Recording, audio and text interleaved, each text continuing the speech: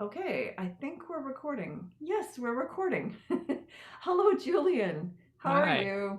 Good. How you doing? I'm okay. Welcome back to Victoria. Thanks.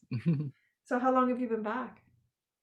A few months now since when did we move back? Oh, losing my track of time here now in this COVID stuff. I think it was June. Yeah, I think yeah, we moved back at the end of June, I think. Yeah. Well, it's so nice to see you again after all these years. When was it? 2017 that I saw you Yeah. last? Yeah. So it's been Yeah. 3 years. And Julian graduated from the Conservatory, Victoria Conservatory of Music in 2017. Now, I'm going to play for our listeners a piece that Julian wrote called While She Sang Kumbaya. Julian, when did you write this? I wrote it last year sometime. Yeah, early last year, I think. Like Okay. February, January, something like that. Yeah. Okay. And where is the performance? We recorded that in Walter Hall. um, half an hour before we had to write our final exam for music history. Wow. We sound very It sounds relaxed really thinking about relaxed. that. Sounds really relaxed. Okay, and who's joining you? There's a drummer and a bass player on there as well. Yeah, apologies. I probably can't remember all their last names, but there was Dermot O'Halloran on tenor saxophone. Adam, I forget his last name now, on drums, and Adrian Lowe on bass. Okay, and so this is called While She Sang Kumbaya, Yeah. written by Julian Mulhall. And hopefully it'll play through my speaker.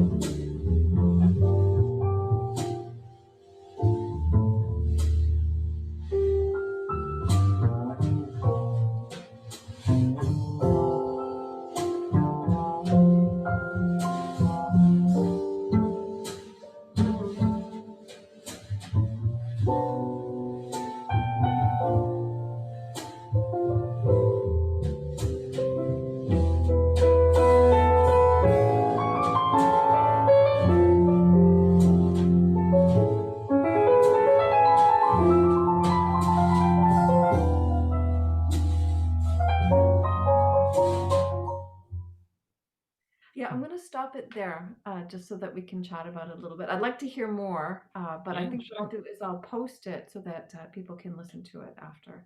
Sure, Um, yeah. so I hear some folk influences, and Mhm. I hear some straight kind of jazz things, some more modern kind of jazz things. Um, Tell me, what are your influences as you would see them today? Hmm. Yeah, well, I mean, I got into jazz. I don't want to say late because I don't think I still know people that are getting into jazz in their late 20s or early 30s or late 30s. Like it doesn't.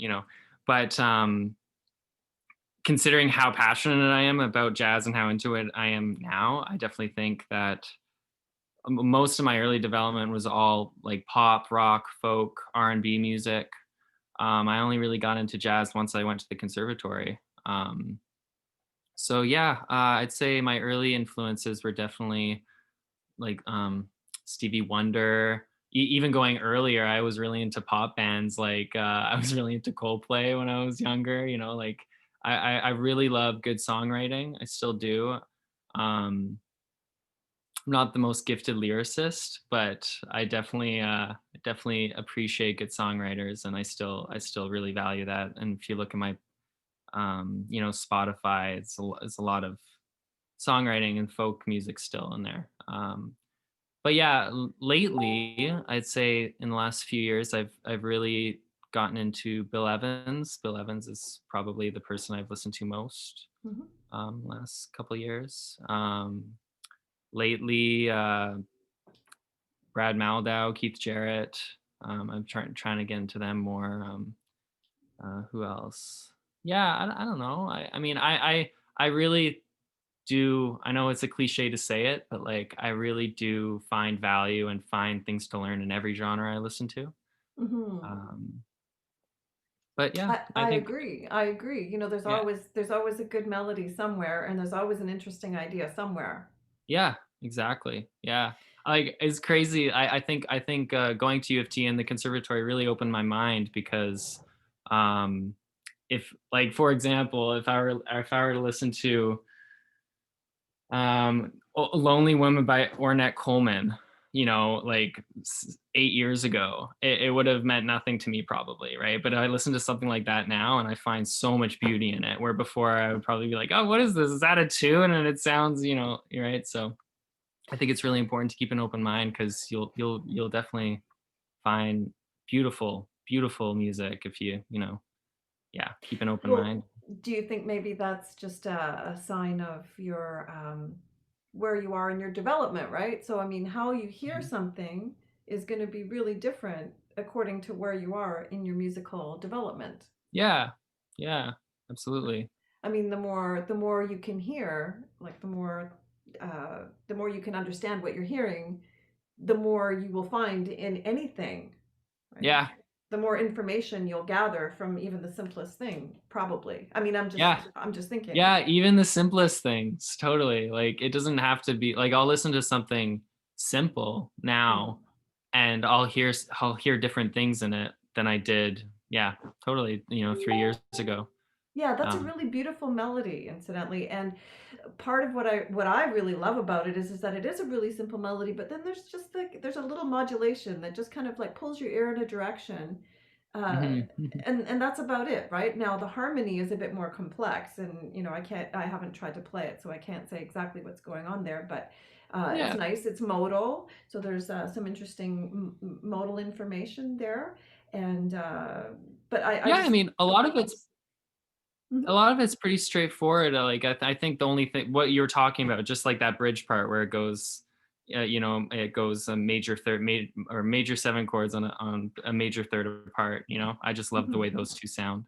Yeah. But yeah, other than that, it is pretty straightforward. It's two five, a lot of 2 5 1s in there, and pretty yeah. Yeah. Well, so I'll put that out there for our listeners to check out later. And so we're gonna play together next Saturday, and I'm so excited about that. Yeah, I'm super excited. Yeah, and I've been really kind of busy with some other stuff, and so now I have some time to focus on this, and so that's why we're chatting. So what are we gonna play, Julian? You tell us. What are we gonna play? Well, I would love to play. Like I said, I was into Bill Evans a lot last while. I'd love to play Waltz for Debbie. I think that would be a fun one to play with you because you were the first one that actually showed me that song in your classroom. Yeah, yeah. And so I'd love to play that one. We're gonna play some Christmas tunes as well, right? I think, yeah. Um, yeah. Um, should I just give it away? Should I tell everyone what we're doing, Should or we give it away? let's keep it a surprise. Okay, we'll keep just a little surprise. So we're Yeah. gonna do we're gonna do some interesting things with Julian and Phil Albert. Now, do you know Phil from Toronto? You met him in Toronto, right? Yeah, yeah. It was actually really cool.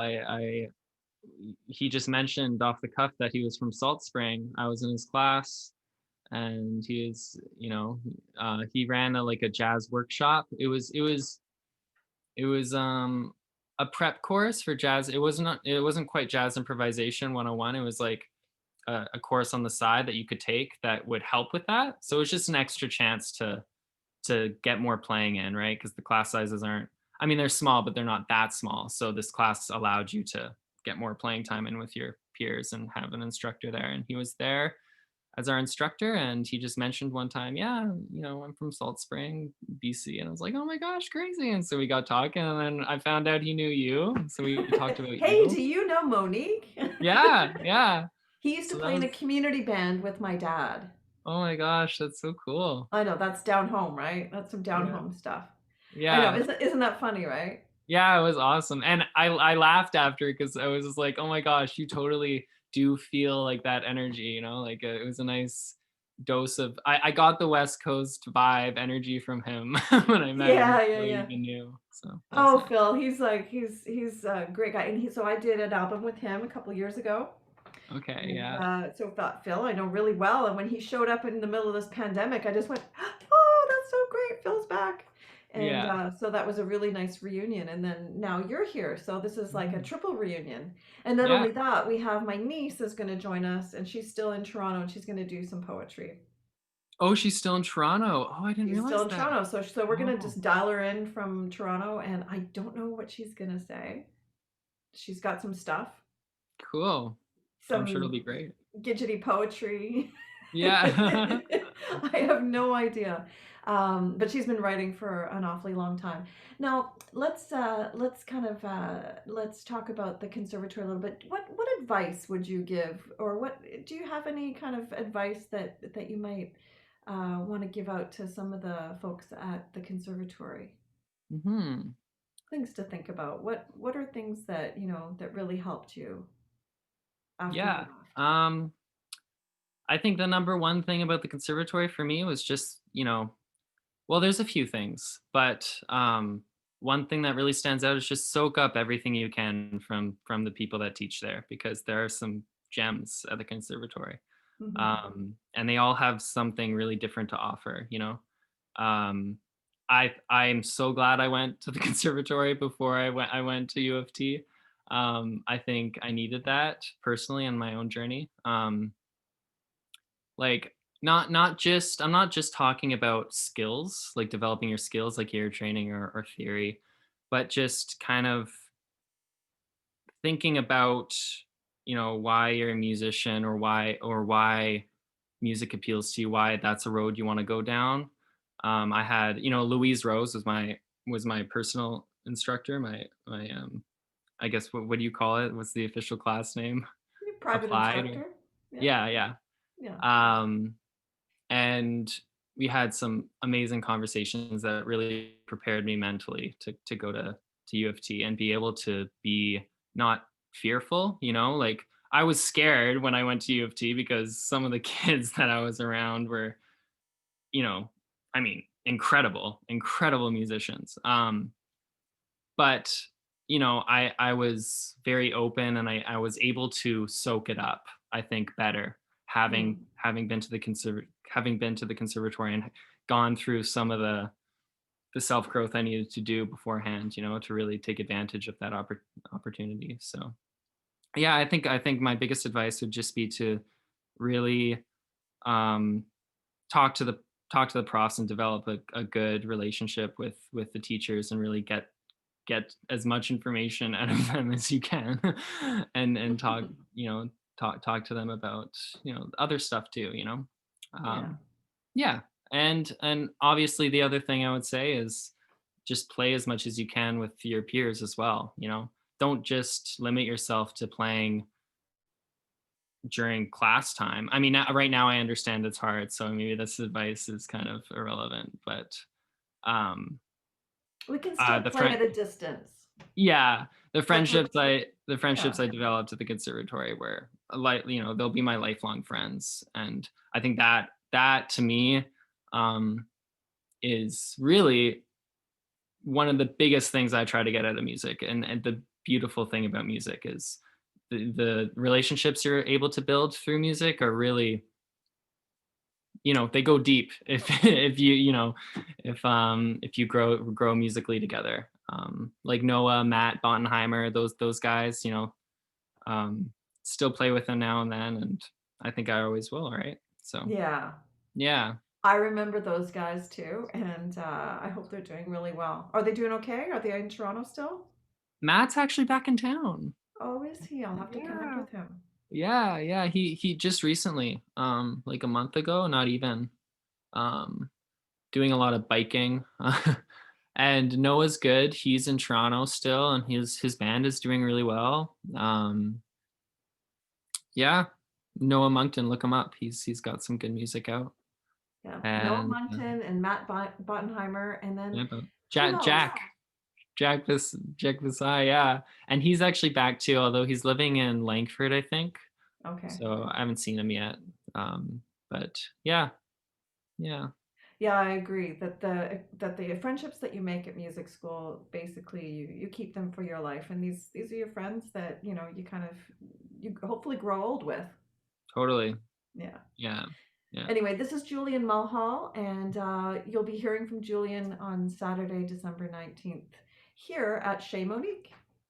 Bye, Thanks, everybody. Monique. Yeah. Here, I'll stop the recording.